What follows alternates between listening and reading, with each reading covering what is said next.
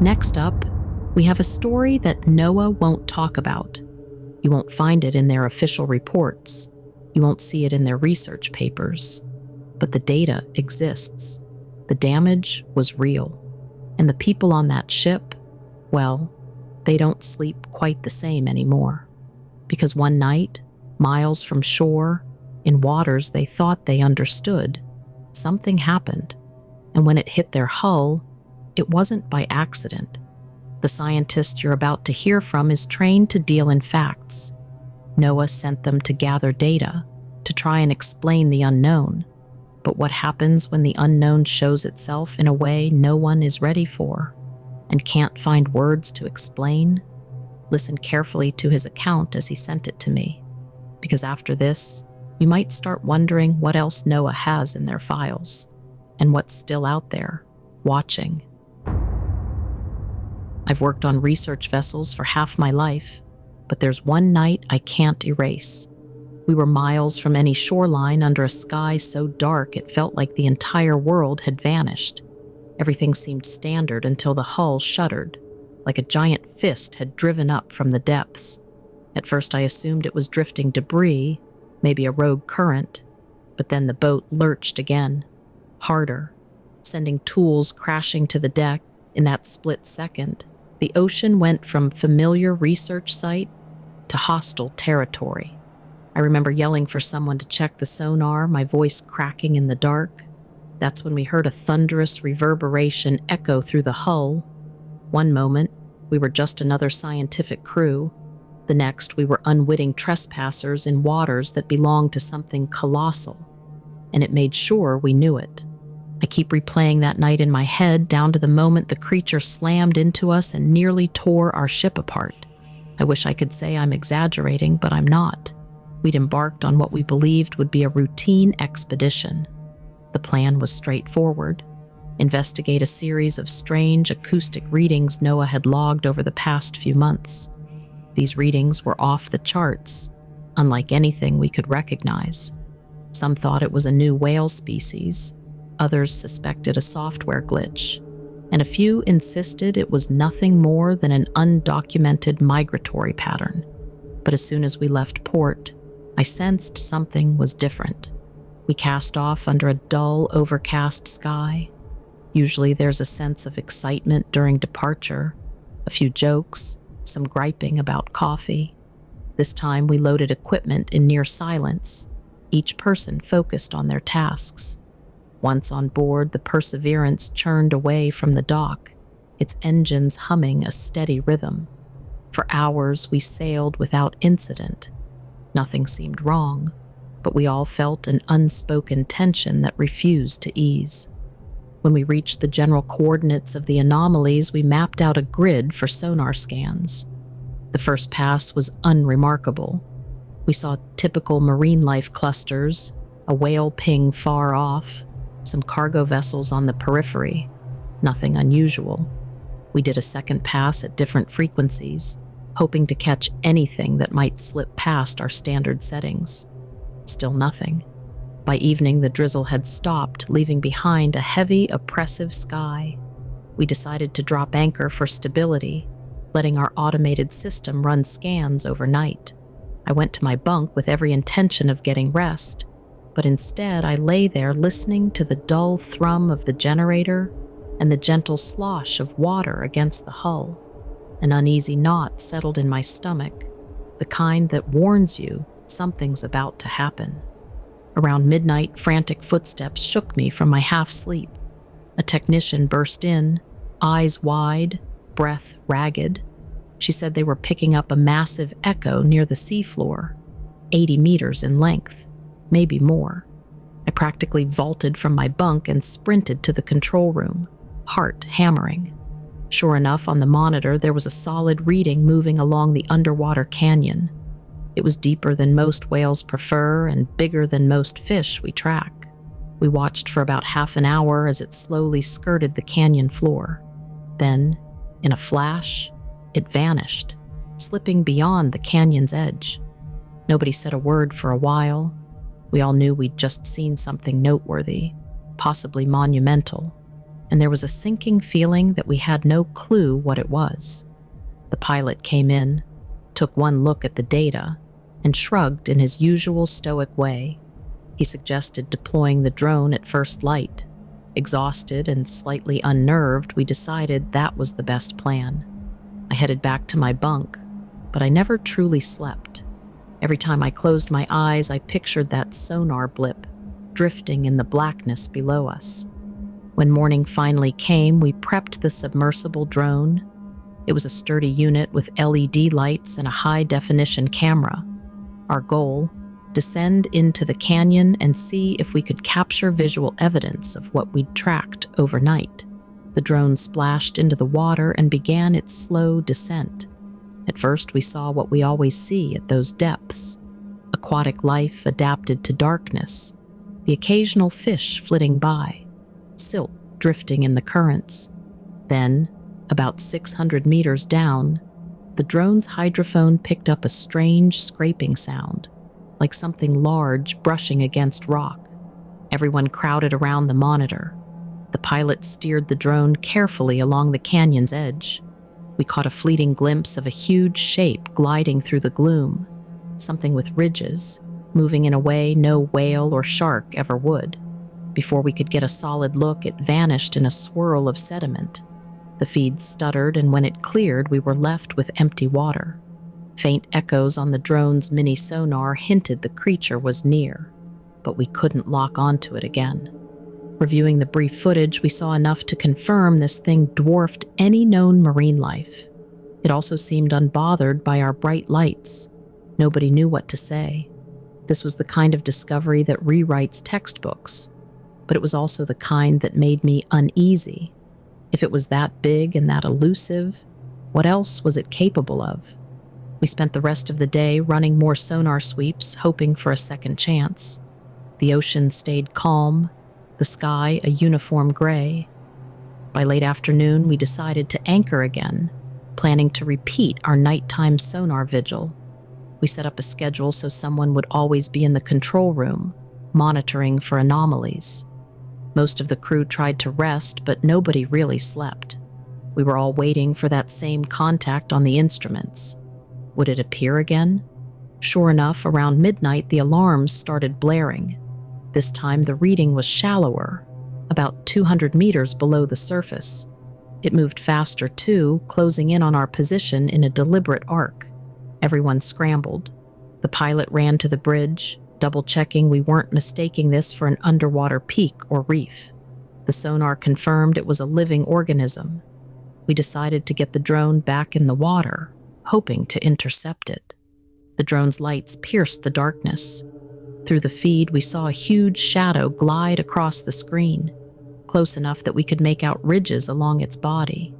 It was like looking at something prehistoric, with scales or plating rather than smooth skin.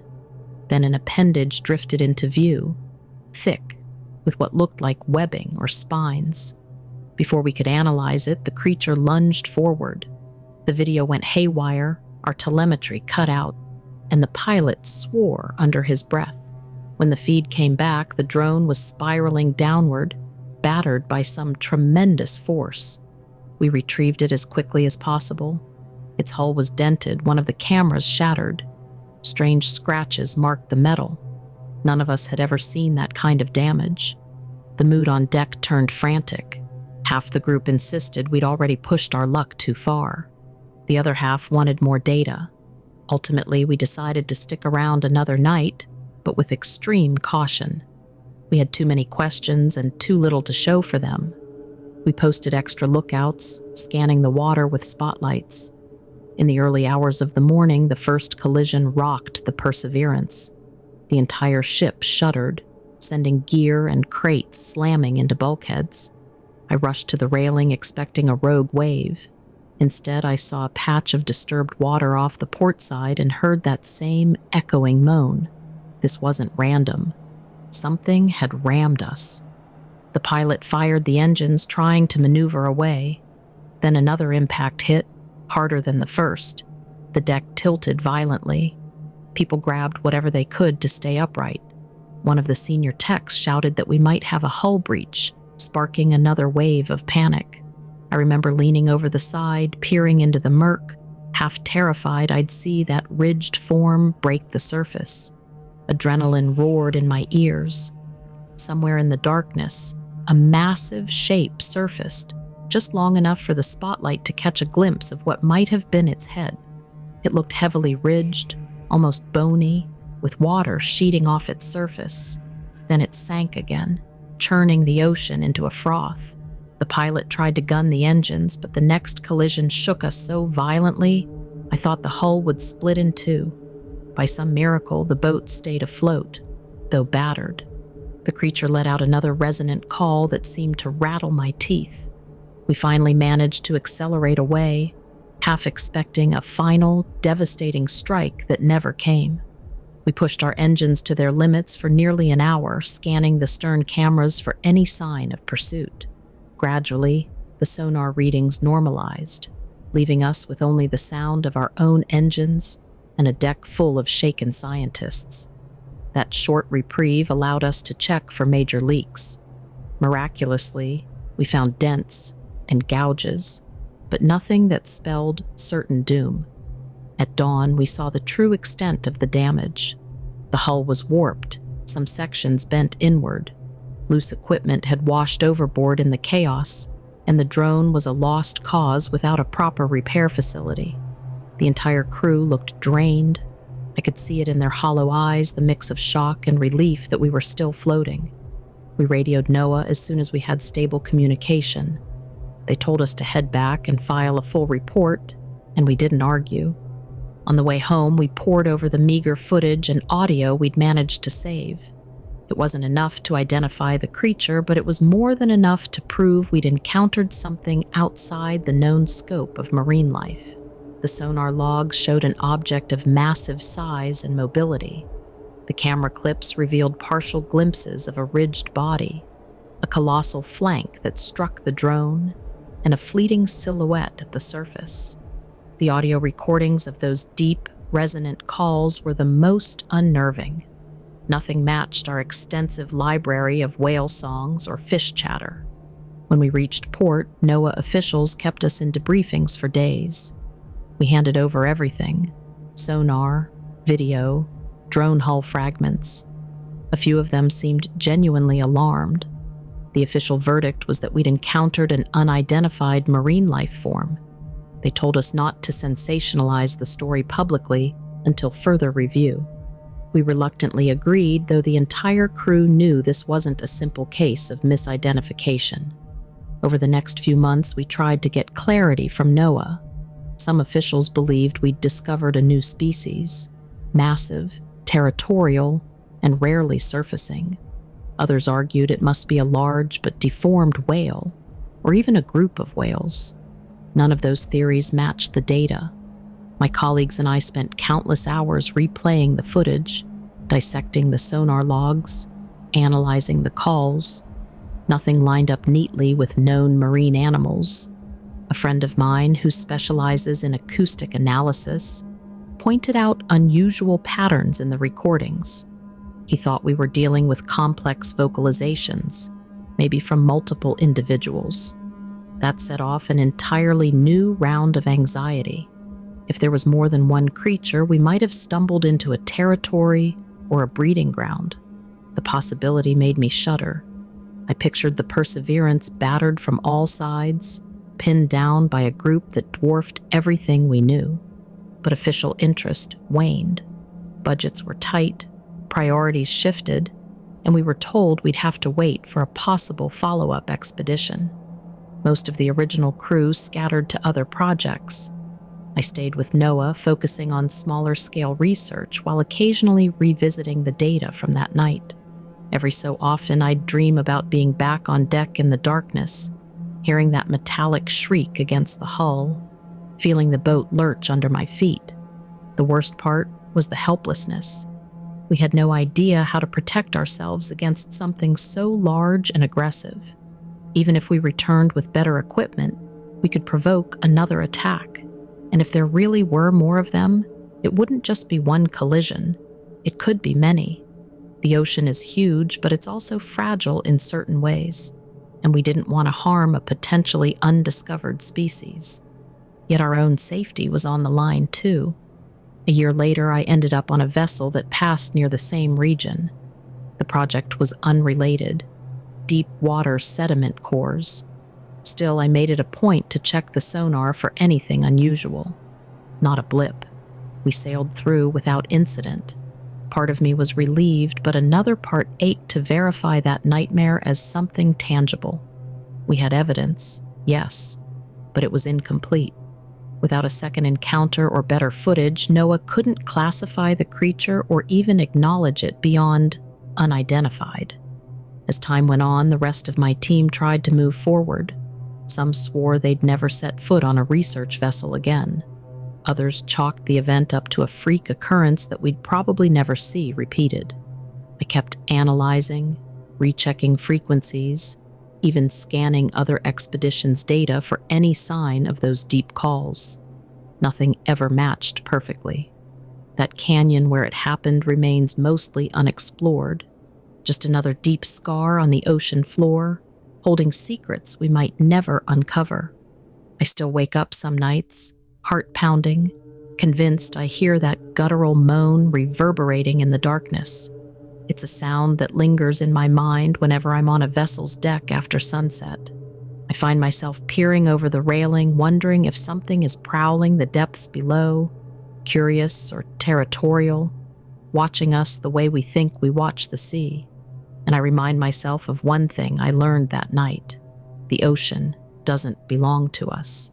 We're guests on a planet mostly covered by water, and sometimes that water reminds us how little we truly know.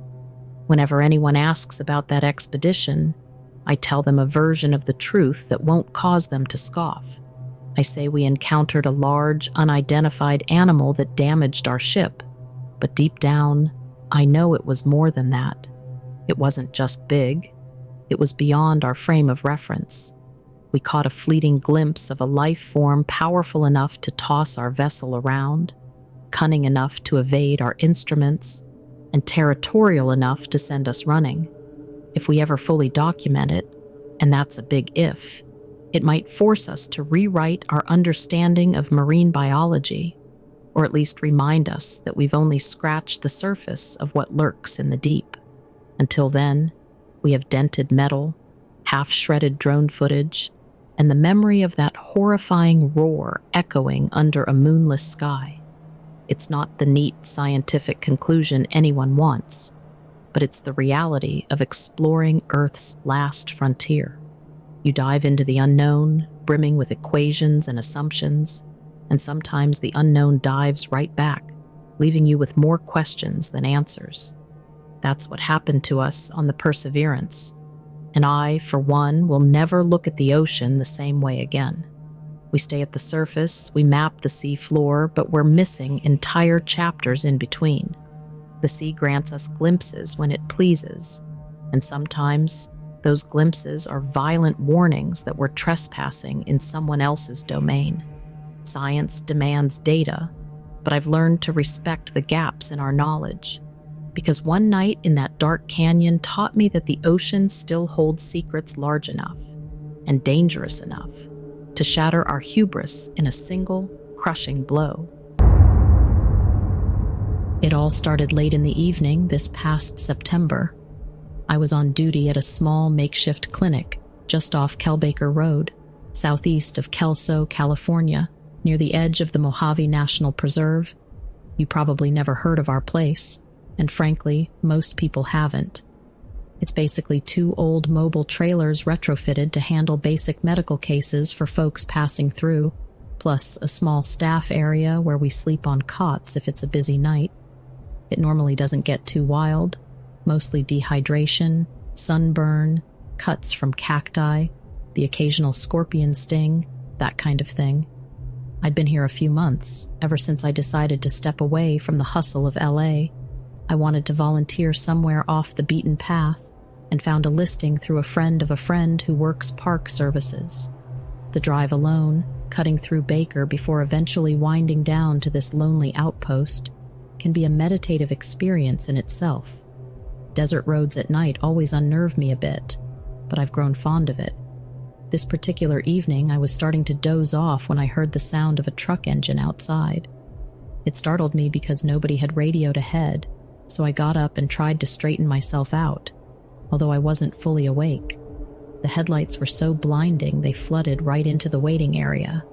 I remember fumbling to find a pen or chart because I thought maybe it was a family with a sick kid or an elderly hiker, but there was only one silhouette stumbling toward the door, hunched over in a way that made my spine tense up. A guy walked in, didn't look local, rugged, dusty, disoriented. He said something along the lines of he'd had a run-in with something out near the old T&T Ranch ruins, which I later confirmed are off some back dirt road, mostly known only to hardcore explorers around here.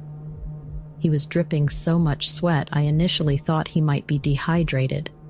He mumbled that he'd been scratched or bitten. He was holding his left forearm tight against his chest. There wasn't much blood, at least not that I could see through the stained fabric of his jacket, but the way he was shaking had me on edge. I led him to our single bed in the exam room. We don't have fancy equipment, just some standard medical supplies, a small fridge for the basics, a generator that runs lights and AC when it feels like working, and a rudimentary first aid kit with a few extras. As I tried to peel his jacket away, he kept insisting that they were still out there. I figured maybe he was delirious or had been in a fight, but I couldn't get a clear picture because he wouldn't stop glancing around, as if expecting something to burst in at any moment. When I finally got a look at the wound, I had to take a breath. It was a series of parallel lacerations running diagonally across his forearm, like claw marks but oddly spaced. It didn't resemble the typical marks from a mountain lion or coyote, and I've unfortunately seen those before at this clinic. This was deeper on one side and almost tapered on the other, like something had raked across him with a single motion. The edges seemed slightly discolored, almost greenish yellow, which made me suspect maybe some kind of venom or allergic reaction. The flesh around each laceration was raised in ridges, as if something with scales had grazed him. He mentioned in a shaky voice that he noticed an odd shape skulking along the abandoned ranch's perimeter fence. At first he thought it was a stray dog or maybe a coyote. Then he realized it stood on two legs. He said it was tall, thin but muscular, with some kind of ridge around its skull, like a lizard, but bigger, with elongated limbs. He kept referring to it as some reptilian thing. I was trying to remain calm, but inside I was thinking about all the desert folklore, stories of strange sightings near old mines, the rumored secret tunnels out past the mountains, and occasional chatter about reptilian beings underground. I've always dismissed those rumors, chalking them up to tall tales or internet conspiracies, but seeing those gashes, I started rethinking a lot of my skepticism. Before I could even process his story fully, I noticed that the man's jacket pockets were stuffed with dusty Polaroids. I couldn't help but glance at them as I worked to clean his wound. Most were overexposed or water damaged, but a few showed what looked like a collapsed building and large footprints embedded in the dirt. I asked him indirectly if those footprints were from the creature, and he nodded, saying something about how no boots would make prints like that. 3 long toes, a narrower heel, a pattern like scales. The strangest part was when I applied antiseptic. The man let out a yelp, more from surprise than pain, and said it felt like acid on his skin. I've treated plenty of deep wounds, but never saw one react that way to a standard antiseptic swab. The edges of the cuts fizzed slightly, like a mild effervescent reaction. Even after I rinsed with saline, the edges glistened unnaturally, as though the tissue was partially translucent. It wasn't bleeding much. It was more like a thick, dark fluid seeping out. I actually had to double-check our supply kit, thinking maybe something was expired or contaminated, but everything was up to date. It took me a good 2 hours just to get the wound dressed to the point where I felt comfortable enough to let him rest. I strongly recommended he go to a larger facility in Barstow, or even Baker if it was an emergency, but he was adamant about not involving hospitals. He kept repeating that if the government found out, they might make him vanish. Now this is the moment I normally roll my eyes, but the fear in his eyes was real, and I've heard from locals about black SUVs showing up whenever someone stumbles onto certain old testing grounds or weird entrances in the desert. I've never taken it seriously, but I know the Marine bases around 29 Palms and the federal land that stretches out here have their share of secrets. I stepped outside for a moment to catch my breath and gather my thoughts. The night was dead quiet. No breeze, no insects, nothing. My flashlight illuminated a semicircle in the pitch black, and I got that prickly sensation that something was watching me. I swear I caught a flicker of movement near the Joshua trees about 50 yards out.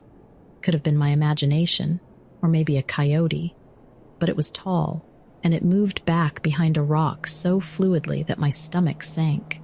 I retreated inside and locked the door, something I almost never need to do. I felt ridiculous, like I was overreacting, but better safe than sorry. When I went back to check on the man, he was dozing in a feverish state. I ended up setting up a small IV line for hydration.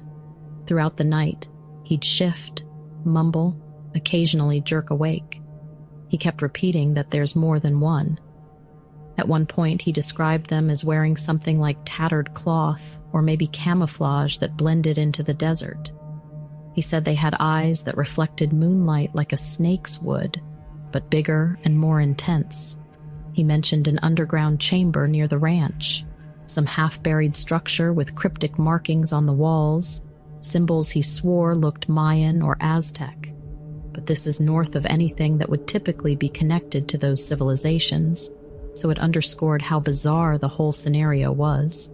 By sunrise, he was desperate to leave, insisting he couldn't stay because they'd track him.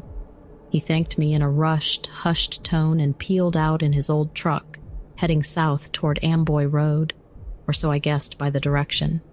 I tried calling out for him to at least keep the wound dressed and watch for infection, but he was gone before I could confirm. I've thought about contacting the rangers or local authorities, but I don't even know what I'd report. A man with weird claw marks who said reptilian monsters attacked him is not exactly standard protocol. I'm reaching out because this entire experience rattled me in a way I never expected. I know you discuss these kinds of accounts on your YouTube channel, and I figured if anyone's heard something similar, you would have, or at least you'd point me toward any resources or previous encounters people might have documented. The desert has all sorts of lore, but seeing those wounds up close and the haunted look in that man's eyes has me thinking about stories of secret bases, underground tunnels, and reptilian sightings that pop up now and again.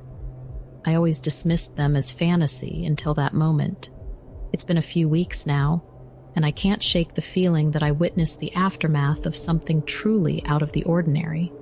I have no way to contact the man. He left while half delirious, and there's been no sign of him. Every so often, when I'm on night shift, I scan the darkness outside the window, half expecting to see something hunched by the Joshua trees, watching. I have no explanation for those lacerations and the reaction the antiseptic caused. I have no rational explanation for the footprints in his photos, but I can't deny I saw them with my own eyes.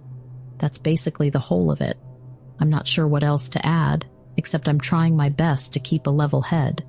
If it was just a mountain lion, that wouldn't explain the weird fluid, the shape of the wounds, or the man's absolute terror, and those Polaroids with the tracks, 3 toes, scaly ridges, as if something straight out of a cryptid documentary were wandering around the Mojave that night. I was deep in the southwestern corner of Alaska this past September, somewhere along the border between the Togiak National Wildlife Refuge and Wood-Tikchik State Park. I'm freelance and had been contracted to do some detailed topographical updates, mostly tracking changes in drainage patterns around the lakes and checking old data along the ridges that overlook the Nushagak River Basin. I've done this kind of field work for years, but what happened on that trip was so bizarre that I still question whether I actually experienced it or if it's all some leftover haze from the long flights and all the bush plane hopping. I'd flown out of Dillingham on a little two-seater. The pilot was one of those old-timers who knows these landscapes like the back of his hand. He didn't say much, just pointed out some lakes where the fishing was good, Lake Nurka and Lake Beverly, and then he mentioned something about how the waters up here are rumored to hold massive fish that the locals talk about. He seemed more concerned about the shifting winds than anything else, so conversation was minimal. We landed on a short gravel strip that was barely visible from the air, and he promised to come back for me in 4 days, weather permitting, of course. The forest in that part of Alaska has this cold, quiet presence that sometimes makes you forget what century you're in. Time seems to haze out, especially when you're alone in the bush. My job was straightforward enough: record new GPS points, note any natural changes, small stuff like that. Normally, I'd set up a main campsite and do day hikes out from there, but the terrain forced me to move my base a couple of times. There are plenty of brown bears in those parts, and I usually carry a 12 gauge for safety. I recall hearing something rummaging across the creek from me on the second night, but blackness comes early and thick in September, so I couldn't see more than a few feet beyond my makeshift fire. I chalked it up to a bear, or maybe a moose passing through. On the third day, I was working my way up a ridge, steep climb, lots of loose scree, so you really have to watch your footing. There was this cluster of alders near the crest that made it tricky to see more than a few yards ahead. It was midday, probably around noon, but the overcast sky made it feel later. The temperature had dropped more than I expected for early September, and it started drizzling a bit. I remember stopping to check my map because I wanted to make sure I was on the correct side of a small creek that feeds into the Togiak River. That's when I noticed these impressions on a patch of soft earth off to my left, maybe 10 or 15 feet away. At first, I assumed they were old bear prints, but the more I looked, the more they didn't match any bear track I've ever seen. The largest print was easily 18 inches long, maybe even an inch or two more, but I didn't measure it right away because I was just staring at it, trying to make sense of it. I've tracked moose, caribou, and bears for years. Never seen anything that shape. It was definitely a footprint with toes, not claws, and the stride spaced them way too far apart for a normal human being. I don't claim to be a cryptid hunter or anything like that, but in my line of work, I rely on precise details. You can't mistake the difference between 5 distinct toe shapes versus the broad pad of a bear's foot. I remember this tangential thought crossing my mind that maybe I was looking at some bizarre boot print from a large person wearing waders that had a strange tread, but it didn't have that deep pattern you see on waders. It genuinely looked like bare, wide toes pressed into the mud, and the heel imprint was deeper than I expected, suggesting a heavy weight. The depth was at least an inch or so deeper than my own boot prints, and I was carrying about 40 pounds of gear. So whatever made those prints was hefty. I spent longer than I should have studying them. The drizzle was turning into a steady rain, making the mud slick. I jotted down the GPS coordinates in my notebook. In hindsight, I wish I had a plaster kit on hand. Usually I carry a lightweight casting kit, but I'd used it up on an earlier project near Denali National Park for mapping moose tracks.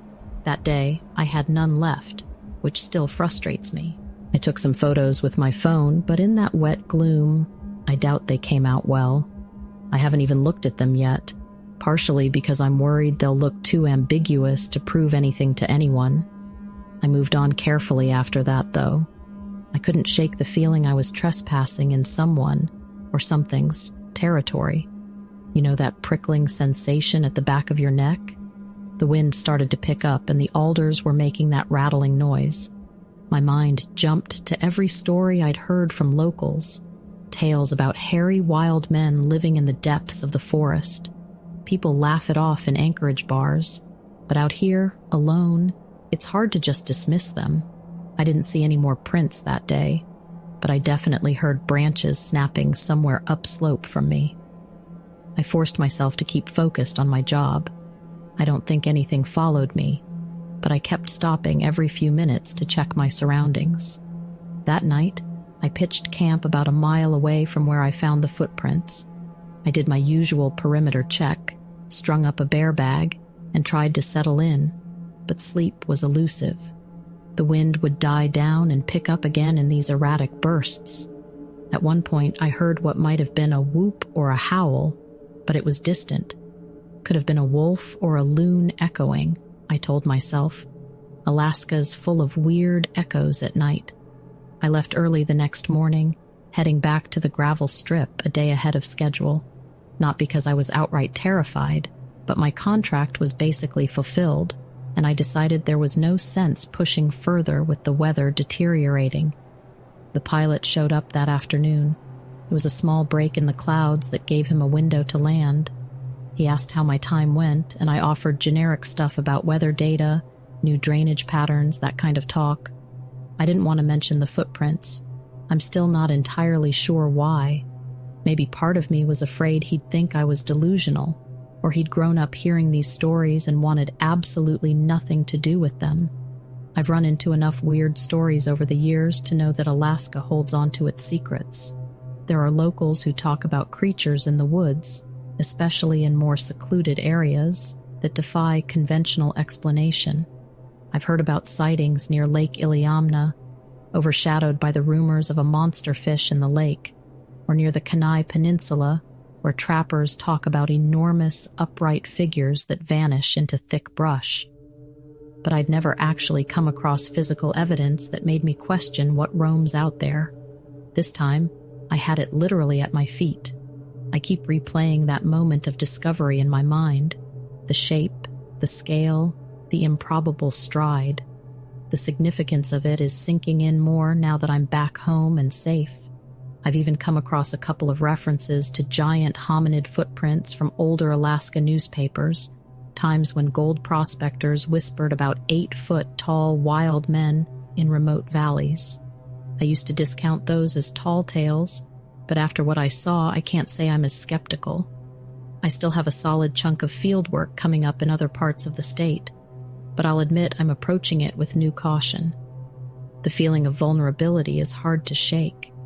I'm planning to go through my notes and see if any other oddities line up with the approximate region I was in. The photos on my phone, once I get them properly offloaded, might show enough detail to prove I wasn't just seeing things in the mud. There were definitely toes, definitely too large to be human, and the weight of it must have been immense. I'm sending this to you because you've collected accounts that don't always fit into neat categories, especially on your YouTube channel. Maybe there's someone out there who's heard of something similar in that exact part of Alaska.